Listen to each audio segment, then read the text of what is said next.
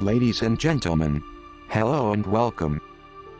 In today's episode of World Wonders, I present to you facts about the Eiffel Tower, reputed as one of the most architectural marvels in building construction history, which has been the symbol of France and one of the most visited places worldwide. This highly sophisticated technological masterpiece of the 19th century was built in 1889 by the French civil engineer Gustave Eiffel.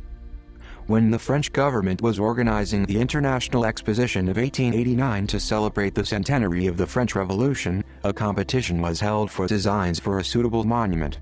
More than 100 plans were submitted, and the Centennial Committee accepted that of the noted bridge engineer Gustave Eiffel. Eiffel's concept of a 300-meter, 984-foot tower built almost entirely of open lattice wrought iron aroused amazement, skepticism, and no little opposition on aesthetic grounds. When completed, the tower served as the entrance gateway to the exposition. Nothing remotely like the Eiffel Tower had ever been built. It was twice as high as the Dome of St. Peter's in Rome or the Great Pyramid of Giza.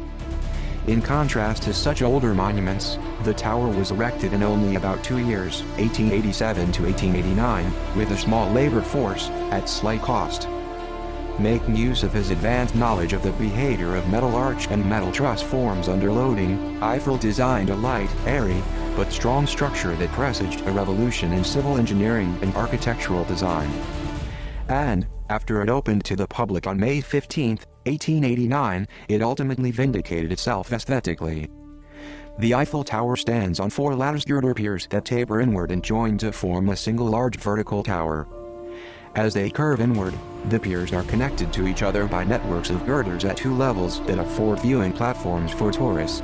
By contrast, the 4 semicircular arches at the tower's base are purely aesthetic elements that serve no structural function. Because of their unique shape, which was dictated partly by engineering considerations but also partly by Eiffel's artistic sense, the piers required elevators to ascend on a curve. The glass cage machines designed by the Otis Elevator Company of the United States became one of the principal features of the building, helping establish it as one of the world's premier tourist attractions. The tower itself is 300 meters, 984 feet high. It rests on a base that is 5 meters, 17 feet high, and the television antenna atop the tower gives it a total elevation of 324 meters, 1,063 feet. The Eiffel Tower was the tallest structure in the world until the topping off of the Chrysler Building in New York City in 1929. 7.500 tons of iron and 2.5 million rivets were used for the construction of this Paris tower. Everything related to this construction is impressive.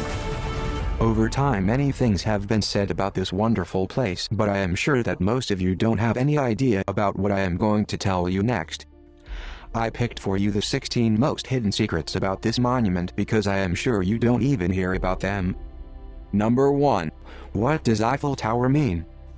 The Eiffel Tower took the name of its creator, Gustave Eiffel, 19th century French entrepreneur and engineer who specialized in building large-scale metal structures, bridges, train stations, viaducts. Number 2. Who built the Eiffel Tower? The Eiffel Tower was built from 1887 to 1889 by French engineer Gustave Eiffel, whose company specialized in building metal frameworks and structures. Gustave Eiffel is at the origin of many metallic works in Europe including the Porto Viaduct, Portugal, the Viaduct du Garabit, France, and the Budapest train station, Hungary. Gustave Eiffel's company, that was located in Levallois-Perret, very near to Paris, France, also built the metal framework for another world-famous monument, the Statue of Liberty, New York, United States, designed by Auguste Bartholdi and offered to the United States as a gift from France to celebrate the 100th anniversary of the American Declaration of Independence in 1886.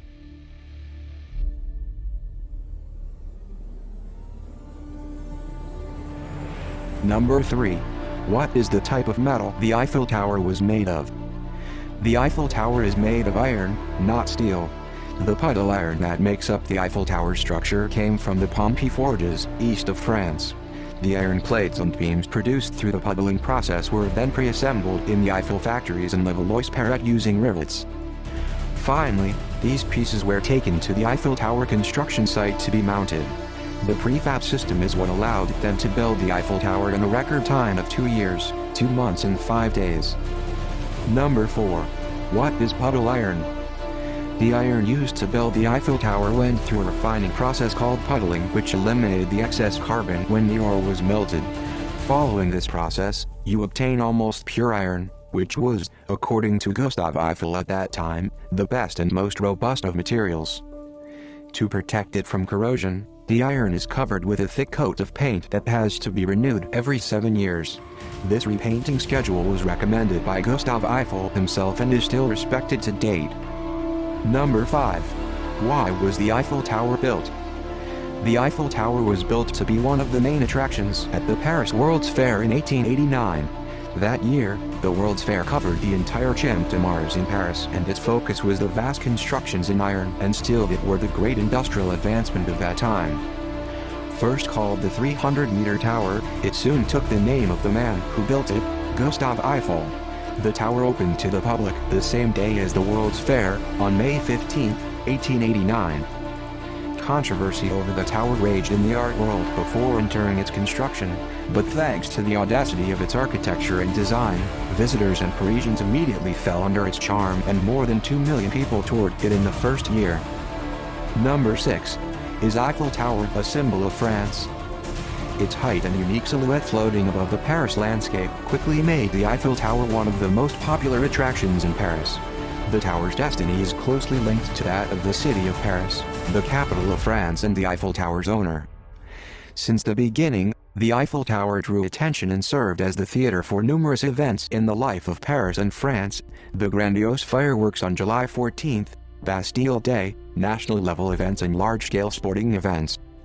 The tower can be seen from many and various points around Paris and its suburbs. It is photographed, drawn, filmed, and replicated in all kinds of circumstances. It is the monument photographed by all visitors to Paris. It naturally slipped into the role of symbolizing France in the collective imagination, in movies and graphic arts, but also in literature and poetry. For 130 years, the Eiffel Tower has been a powerful and distinctive symbol of the city of Paris, and by extension, of France. At first, when it was built for the 1889 World's Fair, it impressed the entire world by its stature and daring design, and symbolized French know-how and industrial genius. A monument known around the world and a unique tourist attraction, the Eiffel Tower has loyally accompanied the people of Paris and its suburbs in their daily life. Rising to a height of 330 meters, it can be seen from all over Paris, and beyond, day and night until 1 a.m. Thanks to its lighting, the twinkling illumination at fixed times, and its beacon that reaches out to 80 kilometers, at 360 degrees. The Eiffel Tower has witnessed and sometimes been an actor in important events, both sumptuous and tragic, in France's history. In its early years, the Eiffel Tower was a productive laboratory for scientific experiments, in particular for wireless telegraphy, which saved it from destruction after the initially scheduled period of 20 years. The tower's destiny is also intimately linked to technical advancements in radio and television. The TDF installations and emitters at its summit broadcast all the digital terrestrial television and radio channels to the 12 million inhabitants of Ile-de-France. Today, the Eiffel Tower's lights are turned off at night to honor the victims of dramatic events around the world. Even more than a symbol, it has become a means of expression for the city of Paris and all of France.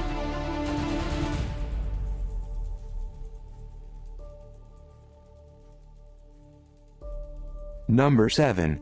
Why is the Eiffel Tower shaped that way? We have to first put the Eiffel Tower back in its historical context. It was two engineers who worked in Gustave Eiffel's company who, in 1884, imagined building a metal tower 300 meters high for the 1889 World's Fair in Paris. These engineers were specialists in large-scale metallic structures like bridges, railway stations, viaducts, etc. It was only natural that the first sketch of the 300-meter tower, issued from the calculations made by these two engineers, shows a pylon with 4 legs, each made of 4 robust beams linked together by open web joists that rise diagonally to meet at the summit. All these shapes and curves simply recall the biggest viaducts built by Eiffel around the same time. Number 8. How many people visit the Eiffel Tower every year? A must-see for everyone who visits Paris. A little over 6 million people climb the Eiffel Tower every year. The Eiffel Tower is open every day, and even at night, from 9:30 a.m. to 11:45 p.m., and in summer from 9 a.m. to 12:45 a.m. Number 9. How many floors are there in Eiffel Tower? The tower has 3 floors that are open to the public: the first floor, second floor and summit. The second floor has 2 levels, as does the summit, an enclosed lower level, and an open-air level above. Visitors can reach the first 2 floors either by the stairs or by elevator. The ascension from the second floor to the summit is only possible by elevator. Number 10. What is Eiffel Tower's weight in tons? The Eiffel Tower weighs approximately 10,100 tons. The metal framework alone weighs 7,300 tons, while the paint that protects the structure only weighs 60 tons. Number 11. Is it true that there is an apartment at the tower? Gustav Eiffel actually set up a small apartment at the tower's summit, on the upper platform of the top floor. The public only had access to the lower level, covering an area of 1,076 square feet. This accommodation was used as an office, a laboratory for experiments, and a convivial place for Mr. Eiffel to receive distinguished guests. Number 12. Where is the newsroom located? The newspaper Le Figaro took up residence on the tower's second floor for 6 months to display its craft during the 1889 World's Fair. The Figaro Pavilion housed a small editorial office and a printing press. Visitors could watch the 24 employees, journalists, proofreaders, printing technicians at work through bay windows. A newspaper was edited almost daily and reported news about the World's Fair and the Eiffel Tower. Radio actually turned out to be her savior. The Eiffel Tower was erected for only 33 years, but it survived thanks to Gustav Eiffel, who turned it into a laboratory for scientific experiments, particularly in the field of wireless telegraphy. He invited General Ferry and the scientist Eugene Ducretet to conduct the first experiments there. In 1898, Ducretet successfully established the first radio link, in Morse code, between the tower and the Pantheon. After the Great War, the tower was home to the first radio station in France, Radio Tour Eiffel, launched in 1921 and located in the North Pillar. Until 1940, it had broadcasted daily programs, at first short but growing longer as time went by. These ranged from weather reports to Paris stock market prices, music programs, and even live concerts. Number 14. Is there a post office at the tower? For a time, there was a post office located on the first floor of the Eiffel Tower, at an altitude of 57 meters, 187 feet. Operating just like a regular post office, postal and banking services, it was considered the smallest and most beautiful of all Parisian post offices. It was highly prized by stamp collectors because mail could be posted from there with collector's stamps and received the famous illustrated Eiffel Tower postmark. The love story between the Eiffel Tower and stamp collectors dates back to the 1889 World's Fair. It's at the Eiffel Tower that illustrated postcards made their first appearance in France. Mailboxes were available on each floor so that visitors could send their postcards, duly stamped with private postmarks, attesting to their passage through each level of the tower. Number 15. Where is the theater located? The first floor has the largest surface area of the tower's levels and regularly hosts exhibitions, animations, and installations. When it was inaugurated, the tower housed 4 restaurants on the first floor. One of them, located on the Trocadero side and called the Flamand, was later transformed into a theater. The theater was converted back into a restaurant during the 1900 World's Fair but then returned to its role as a theater until the First World War in 1914.